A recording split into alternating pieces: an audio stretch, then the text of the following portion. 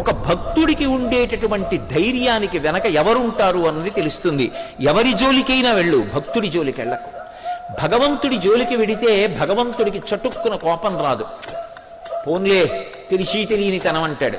తనని నమ్ముకున్నవాడి జోలికి వెళ్ళాడనుకోండి, విశేషమైనటువంటి ఆగ్రహాన్ని పొందుతాడు. ముందు చటుక్కున తొందరపడిపోయేవాడు ఎవరో తెలుసా? జాగ్రత్త పడిపోయేవాడు ఎవరో తెలుసా? భగవంతుడు జాగ్రత్త పడతాడు భక్తుడి జోలికి. ప్రహ్లాదోపాఖ్యానం అంతా అదే భాగవతంలో.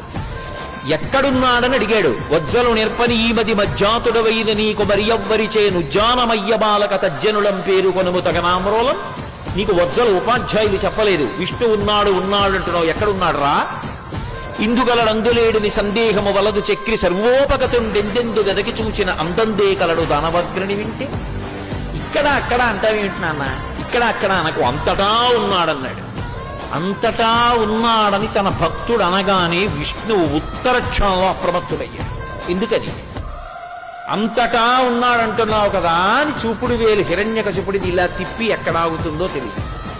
ఎక్కడాగితే అక్కడి నుంచి రావాలి. అలా రాకపోతే అంతటా ఉన్నాడన్న తన భక్తుని మాట బొమ్మైపోయింది.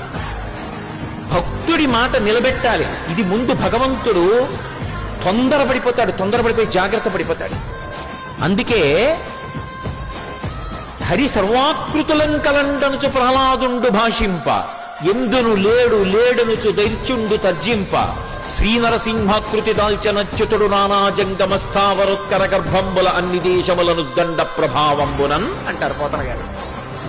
అసలు ఈ బ్రహ్మాండములన్నీ కలిపి ఒక నరసింహమైపోయి.